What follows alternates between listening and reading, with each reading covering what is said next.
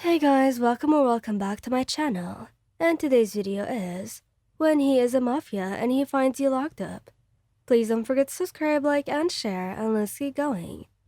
The silence that fell over the warehouse was heavier than the preceding gunfire. It was the thick, oppressive stillness that follows violence, only punctuated by the drip of condensation hitting the concrete floor. Katsuki Bakugo, the force currently holding the reins of the city's underground, stood over the body of the rival gang's leader, Bonso. The air was charged with the sharp, acrid scent of fresh gunpowder, mixed with the stale perfume of a cheap industrial cleaner. He wiped a hand across his jaw, noticing the fine layer of concrete dust that coated his tailored black suit. "Clear the building. Secure the perimeter. I want this whole sterile in 5 minutes," Bakugo commanded, his voice tight and devoid of congratulation. He hated lingering. Every second spent on site was a second closer to a mistake. Kirishima Ejiro, Bakugo's second in command, and the only man who could approach the boss after a fight without getting a bullet for his trouble, moved instantly. He was calm, focused, and massive, currently holstering his sidearm with smooth, economical movements. "On it, boss. Sarah's confirming the building's empty on the upper level now. No losses on our side. The operation was smooth, despite that cheapstakes tripwires," Kirishima reported, already heading towards the exit. "The sweep team's on the way, but we should be clear before the clock hits 10, just in case." Bakugo turned away from the body. This cheap piece of trash always had a hidden pocket. He wouldn't run a major operation without a bolt hole. "Well, we checked the original plan, boss. Just storage down there. A damn cellar."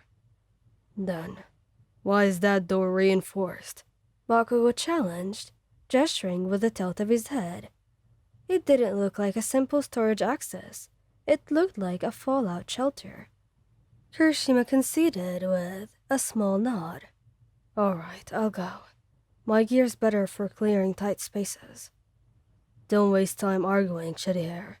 I said I'll do it." Bakugo stalked toward the door. He wasn't looking for a threat. He was looking for a payoff, some last piece of information, or perhaps just a final target to burn off the remnants of his battle high. He didn't wait for Kirishima. He just threw the heavy door open, revealing a steep concrete stairwell. Kirishima sighed, running a hand through his tough red hair. He knew better than to push when Bakugo was like this. He pulled out a slender aluminum flashlight and followed his boss down.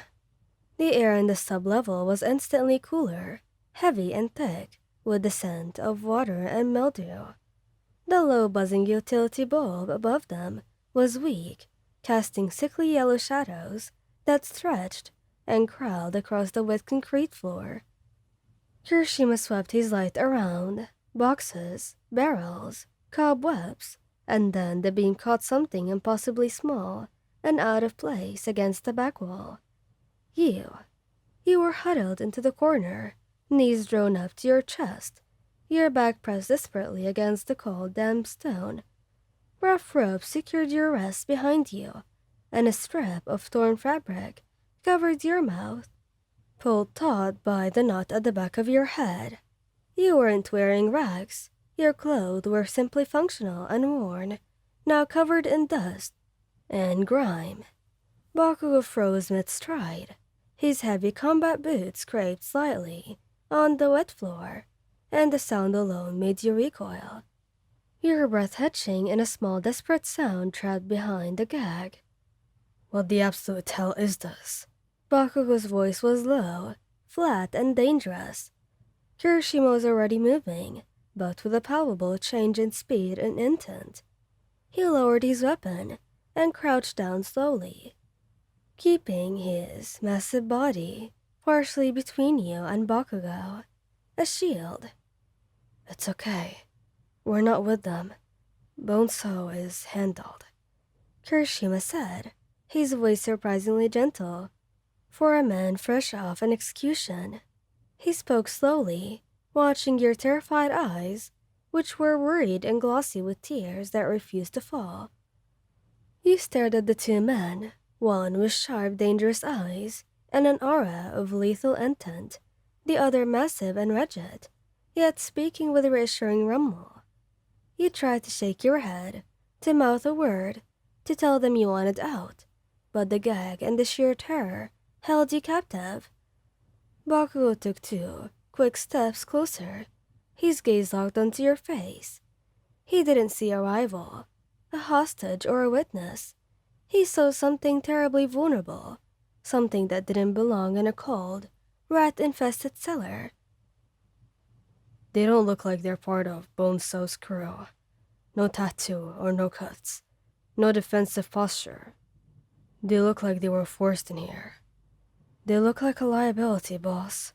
Kirishima countered immediately. We clear the building, we call the city line, drop an anonymous tip, and let the local police deal with them. That keeps our hands clean of a kidnapping charge. Your eyes snapped open. Hope, tiny, fragile, and terrified, beginning to surface. Police? Yes, please. No. Baku's decision was instantaneous, delivered with the absolute finality of a law being laid down. They're coming with us. He pulled a folding knife from his boot sheath. Kirishima shot up. Wait, this is a bad idea. We have no idea who they are. They could be a cop's kid. They could be a witness. They could be someone's leverage. They're a loose end we need to drop, not carry. A witness for what, shitty hair? Who are they going to tell? Bonesow's organization is mulch. The cops around here already work for me. Besides, look at them. They look like they've never seen a fistfight, let alone a massacre. Bakugo reached out, his knife a flash of silver. He flinched so hard you nearly tipped over. His touch was rough, grabbing the taut fabric of the gag and slicing the knot clearly in half. The gag dropped away. The first thing you did was gasp, sucking in the cold, thick air. Don't scream, and don't talk yet. Bakugo instructed sharply, his free hand holding your chin steady. Just look at me, and nod if you understand. His thumb brushed your lower lip, a strangely intimate, non-violent touch. He managed a frantic, small nod. Good. Now are you injured, besides the ropes? He swallowed painfully. I'm cold. My hands. We'll fix that. He shifted the knife and, with care, began to sew through the thick, dry rope, binding your wrists. Kirishima watched, jaw set and tense, knowing the argument was already lost. They're coming to the safe house. You're going to get a first aid kit, a change of clothes, and a clean room ready. You will be their security detail until I figure out what the hell they are. Bakugo ordered, still focused on you. Boss, that's insane. We're putting them right in the heart of operations, untrained, unsecured, and potentially compromised. We take them to a distant property, run a check, and then we decide. Kirishima argued, taking a firm step forward. Bakugo finished the cut. The rope fell away, leaving your wrists raw and red. You instinctively reached up, rubbing the blood back into your numb skin. Bakugo stood up, towering over you. I said now. We don't have time for a safe house debate. The clock is ticking. Besides, if Bonesow wanted them dead, they would be.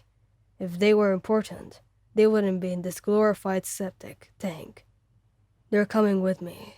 If they turn out to be a rat, I'll be the one who eliminates the problem.